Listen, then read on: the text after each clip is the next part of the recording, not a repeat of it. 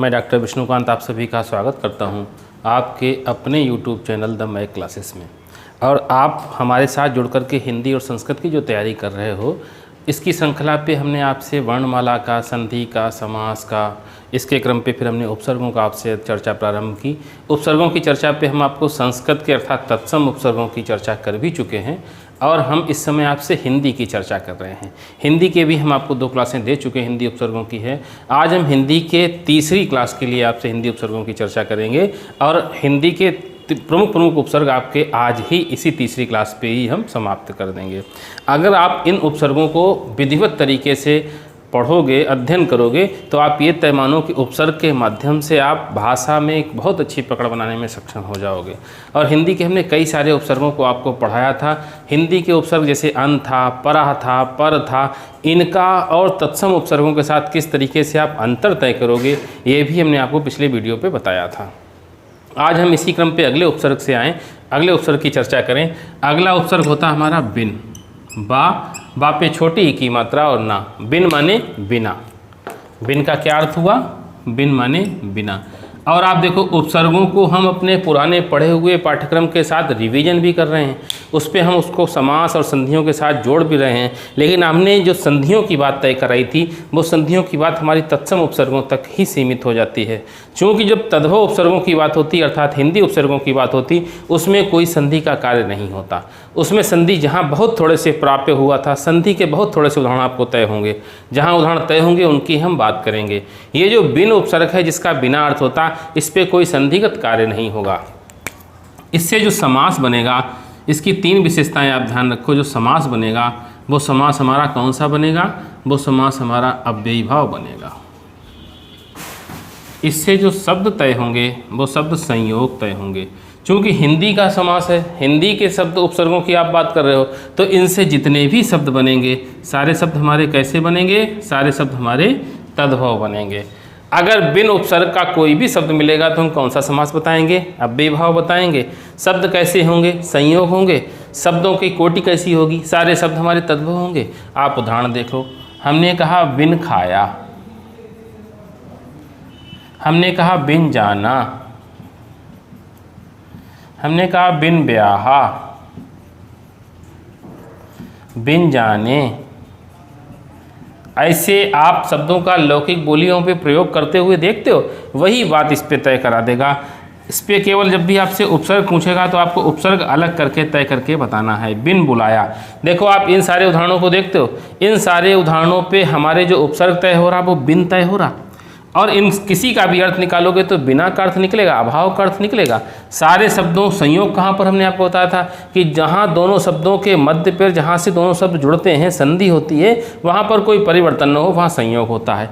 आप देखो, बिन और खाया के बीच में कोई परिवर्तन हो रहा, बिन जाना के बीच में कोई परिवर्तन हो रहा, बिन ब्याह के बीच में कोई परिवर्तन हो रहा, बिन जाने के बीच कोई परिवर्तन हो रहा, और बिन बुलाया के बीच में क्या कोई परिवर्तन हो रहा? अगर कोई परिवर्तन नहीं हो रहा तो सारे शब्द कैसे हैं? सारे शब्द हमारे संयोग तय हुए। और ये सारे के सारे शब्द हमारे कौन से हैं? सारे के सारे शब्द तद्भव हैं। देखो, उपसर्गों के बाद उपसर्गों से संबंधित जितने भी प्रश्न किसी परीक्षा पे आए हैं, उनकी प्रश्नावली हम आपको दे देंगे। एक प्रश्न किस तरीके से आप पूछे जाते हैं और किस तरीके से आप उत्तर देने में अपने आप को सक्षम बनाओगे, इन प्रश्नावलियों को तय करा देंगे। उपसर्ग के बाद एक हम बहुत अच्छे प्रकरण को उठाने वाले हैं, जो कि विभिन्न एक दिवसीय परीक्षाओं में आता जरूर है और जो आगामी आने वाली परीक्षा एक समीक्षा अधिकारी की लगी हुई है, उसमें एक 10 नंबर का पार्ट उस प्रकरण का होता है, जिसे हम तद्भव तत्सम के रूप में पहचानते हैं। हम उस प्रकरण को भी तय कराएंगे। अभी तो हम तद्भव और तत्सम आपको उपसर्गों के माध्यम से तय करा रहे हैं, लेकिन आप इनको किस तरीके से आप पहचानोगे ट्रिकों के माध्यम से, ये हम आपको अगले वीडियो पर जरूर देंगे, जब उपसर्गों की चर्चा हमारी खत्म हो जाएगी। और आज हिंदी के उपसर्गों की अंतिम चर्चा हो रही है। हिंदी के उपसर्गों के बाद जो कुछ उपसर्ग हमारे विदेशी उपसर्ग भी स्थान रखते हैं हिंदी भाषा पे, उनकी भी बात तय करने के बाद आपको प्रश्नावली तय करा देंगे। फिर हम आपके शब्दों के प्रकार तद्भव तत्सम की कोटि पर चले आएंगे। ठीक है, आपने हिंदी का पहला उपसर्ग बिन पढ़ा। अब हम एक अगला उपसर्ग पढ़ें दू। दा पे छोटा ऊ। आपने दू उपसर्ग वहाँ पर संस्कृत में पढ़ा था, तब हमने दूर और दुस उसके 2 रूप बनाए थे जब विसर्ग लगाया था। यहाँ पर दू पे विसर्ग नहीं लगेगा। इसी से हम पहचानेंगे कि ये हिंदी का उपसर्ग है। इसके हमारे 2 अर्थ निकलेंगे। एक तो संख्यावाची 2 निकलेगा, दूसरा अर्थ इसका बुरा निकलेगा। एक संख्यावाची 2 निकला और दूसरा हमारा इसका बुरा निकला। जब ये संख्यावाची से योग करेगा तो इस पर कौन सा समास बनेगा, तब इस पर समास द्विगु बनेगा। और जब इस पर संख्या का अर्थ बुरे का अर्थ आने लगेगा तब यहाँ पर हमारा अव्ययी भाव बनेगा। तीसरी विशेषता, इससे बनने वाले शब्द सारे शब्द संयोग होंगे और सारे शब्द हमारे तद्भव होंगे। देखो इसकी 4 विशेषताएं हैं। इससे बनने वाला समास 2 समासों पे जाएगा, एक तो द्विगु पे जाएगा, दूसरा हमारा अव्ययी भाव पे जाएगा। सारे शब्द तद्भव होंगे और सारे शब्द हमारे संयोग के होंगे। पहले हम द्विगु वाले उदाहरणों को तय करें। जैसे हमने कहा दुनाली, आप बंदूक के विशेषण के रूप में दुनाली का प्रयोग करते हो, अर्थात ऐसी बंदूक जिसमें 2 नाल हों। आप देखो दू का अर्थ यहाँ पर 2 पे आया। हमने कहा दुरंगा, आप देखो 2 रंगों की बात करते हो, हमने कहा दुगुना। अगर इन पे आपसे उपसर्ग पूछेगा तो दो बताओगे, और यदि इन पे समास पूछेगा तो आप कौन सा बताओगे। इन पे समास द्विगु है, और द्विगु समास के हम समासों के प्रकरण पे आपसे चर्चा कर चुके हैं। जहाँ कहीं पहला पद संख्यावाची हो और दूसरा पद संज्ञा के रूप में हो, उपसर्गो संख्या पूर्वो द्विगु, अर्थात जहाँ संख्या पूर्व में आ जाए वहाँ हमारा कौन सा समास होता था, वहाँ हमारा द्विगु समास होता था। तो इनमें हमारा द्विगु समास तय होता है। अब हम अव्ययी भाव की बात करें। हमने कहा दुबला, हमने कहा दुधारी, हमने कहा दुकाल। अब आप देखो इन शब्दों पे दो उपसर्ग तो तय है, लेकिन दो उपसर्ग किस अर्थ को लेकर के आया। अब हमारा दो उपसर्ग बुरे को अर्थ को लेकर के आया, और जब बुरा अर्थ लेकर के आया तो इस पर कौन सा समास तय हुआ, तब इस पर हमारा अव्ययी भाव तय हुआ। ये देखो द्विगु समास तय कराता था, ये हमारा अव्ययी भाव तय करा रहा, और सारे शब्दों पे हमारा संयोग और सारे शब्दों पे हमारा तद्भव है। इस तरीके से आप समासों की पहचान, उपसर्गों की पहचान करोगे। अगर संख्या मिलेगी तो द्विगु करोगे, नहीं तो हमारा अव्ययी भाव तय होगा। आपने दो उपसर्ग भी तय कर लिया। एक और अगला उपसर्ग होता हमारा, जिसको हम ती के रूप में पहचानते हैं, और ती हमारा कई अर्थों पे भी प्रयोग होता। ती माने 3 होता है। जो संस्कृत की गिनती पढ़ते हो तो त्रि शब्द आता है, एक, दो, त्रय, चतुर, ऐसे की गिनती पे जब तय करते हो तो ती माने वहाँ त्रि माने 3 होता है, और हिंदी पे जब तद्भव पे आ जाता है तो ती माने 3 होने लगता है। इस पे समास कौन सा, चूँकि संख्या है तो समास हमारा द्विगु तय होगा। सारे शब्द कैसे होंगे, सारे शब्द तद्भव होंगे, और तीसरी विशेषता कि सारे शब्द हमारे संयोग होंगे।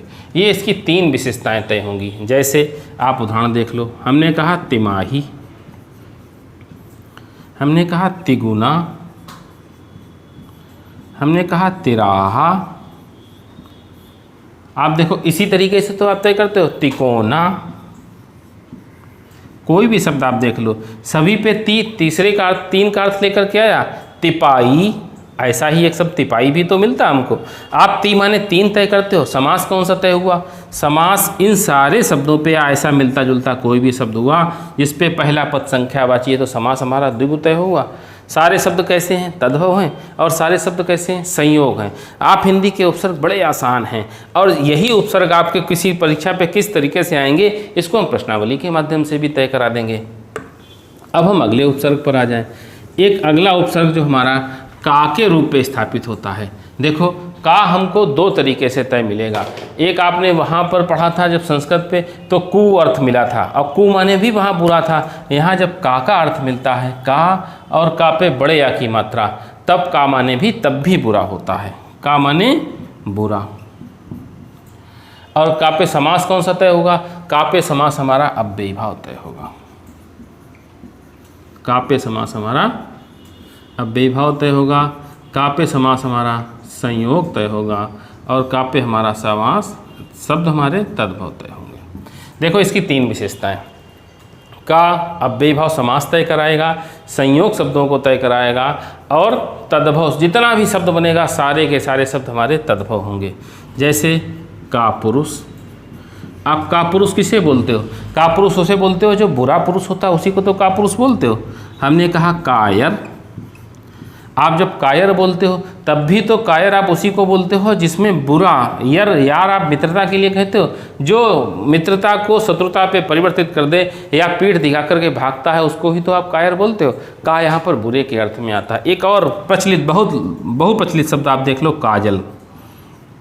जब आप काजल देखते हो, का माने बुरा होता है और जल माने जलना होता है, और काजल बनता कैसे? जब आप बुरा जलाते हो अर्थात आपने कोई दीप वर्तिका बनाई और वर्तिका जो आप जलाते हो फिर आप काजल पारा जाता है, काजल बनाया जाता है, तो जो बुरा जलना होता है उसी को तो काजल बोलते हो। अर्थात ये सारे शब्दों पे अगर उपसर्ग पूछेगा तो कौन सा बताओगे आप? उपसर्ग बताओगे का, समास पूछेगा तो अव्ययी भाव बताओगे, सारे शब्द संयोग हैं और सारे शब्द हमारे तद्भव हैं। देखो बड़ा आसान है। यदि आपने उपसर्गों को अलग अलग से तय कर लिया तो आप उपसर्ग के माध्यम से किस तरीके से भाषा में आप प्रवेश कर जाओगे और भाषागत अशुद्धियाँ, बर्तनी शुद्धियों को आप किस तरीके से तय करने लगोगे, ये आप जब अगले अगले प्रकरण पढ़ते जाओगे, उनसे जब इनका सह संबंध बनाओगे तो आप निश्चित रूप से तय कर लोगे। एक और अगला उपसर्ग, अभी हमने कापे बड़े या की मात्रा लगाई, यदि हम कापे बड़े या की मात्रा हटा दें तो भी एक हिंदी का उपसर्ग तय होगा। हमने केवल का रखा और का माने भी बुरा होता है, का अर्थ भी बुरा होता है। कापे भी जब समास बनेगा तो कौन सा समास बनेगा? अव्ययी भाव बनेगा। दूसरी विशेषता, सारे शब्द संयोग होंगे। तीसरी विशेषता, सारे शब्द हमारे तद्भव होंगे। देखो का की भी 3 विशेषताएं मिलेंगी।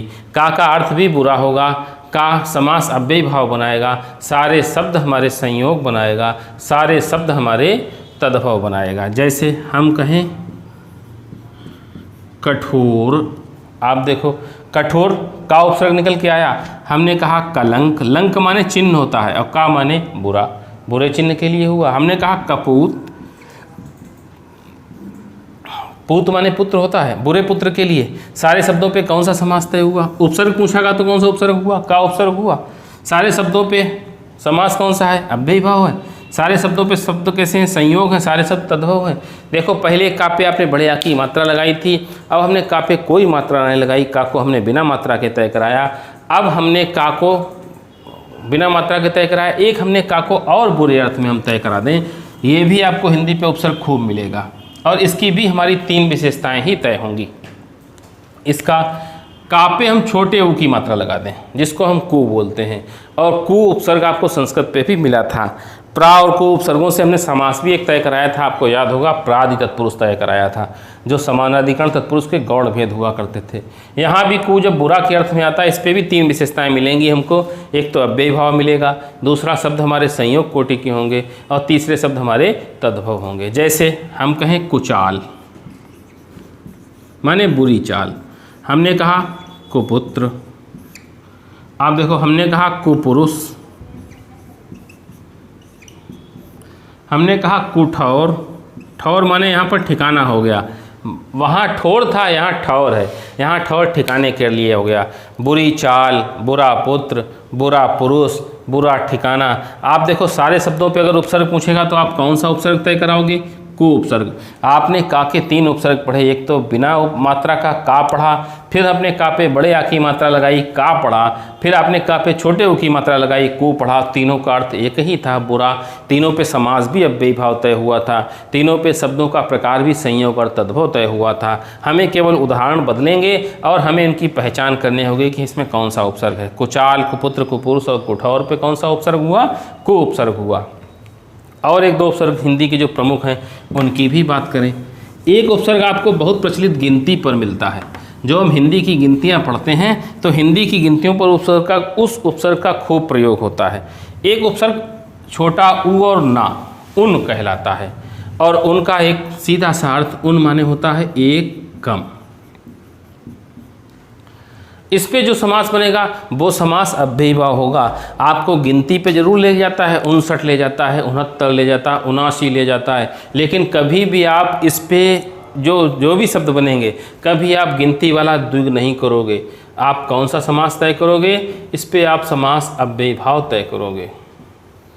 शब्द हमारे संयोग होंगे और शब्द हमारे तद्भव होंगे। इन बातों को आपको ज़रूर ध्यान रखना है। ये छोटी छोटी सी बातें ज़रूर होती हैं लेकिन बड़े काम की होती हैं और आपको नंबर दिलाने में सक्षम बनाती हैं। इसके तो आपने खूब उदाहरण, आपको गिनती याद है। हमने कहा 69, हमको लिखना चाहिए, चूँकि आप देखो शब्द हमारे तद्भव हैं तत्सम और तद्भव की बात जब हम अगली क्लास पे करेंगे तो आपको ये बात स्पष्ट कर देंगे। तद्भव हिंदी वाले वो शब्द हैं जो संस्कृत के थोड़े से विकृत रूप हो गए, थोड़े से बिगड़े रूप हो गए, जिनकी अपनी पहचान बिगड़े रूप के रूप में पहचानी जाती है, उनको हम तद्भव बोलते हैं। यहाँ पर 69 लिखना चाहिए या 69 लिखना चाहिए संस्कृत पे जब आते हो, तो यहाँ पर हमने लिखा 69, हमने कहा 79,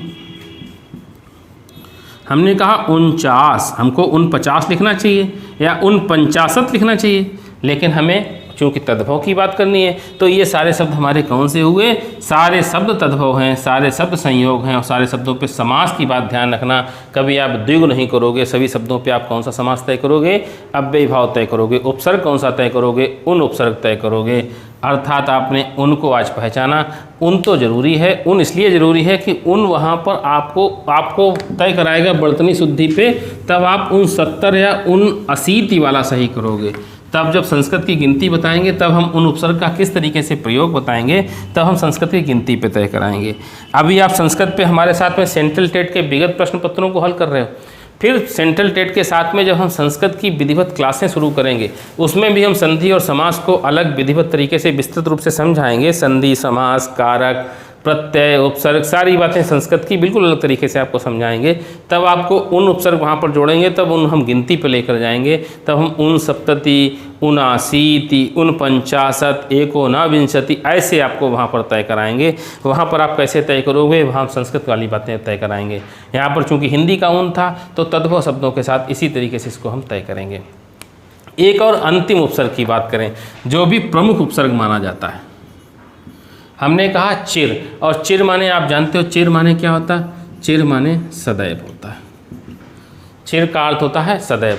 इस पे आपका समास अव्ययी भाव बनेगा, बिल्कुल तय है, पहली विशेषता। दूसरी विशेषता, सारे शब्द संयोग होंगे। तीसरी विशेषता, सारे शब्द तद्भव होंगे। अच्छा, इस वाले समास, इस वाले उपसर्ग पे हमारी किन्हीं शब्दों पे हमारी एक संधि भी तय हो जाएगी जिसे आप दीर्घ संधि कहोगे। एक आधे उदाहरण आपके इनको जरूर मिल सकते हैं आपको। जैसे कुछ उदाहरण पहले हम इसके पहले वाले अव्ययी भाव, संयोग और तद्भव के तय करें, फिर एक आधे उदाहरण हमें दीर्घ संधि के भी आपको याद आते हैं, उनकी भी बात हम तय करा दें। हमने कहा चिरस्थायी, आप देखो चिर उपसर्ग है। हमने कहा चिरजीवी, आप देखो चिरस्मरणीय,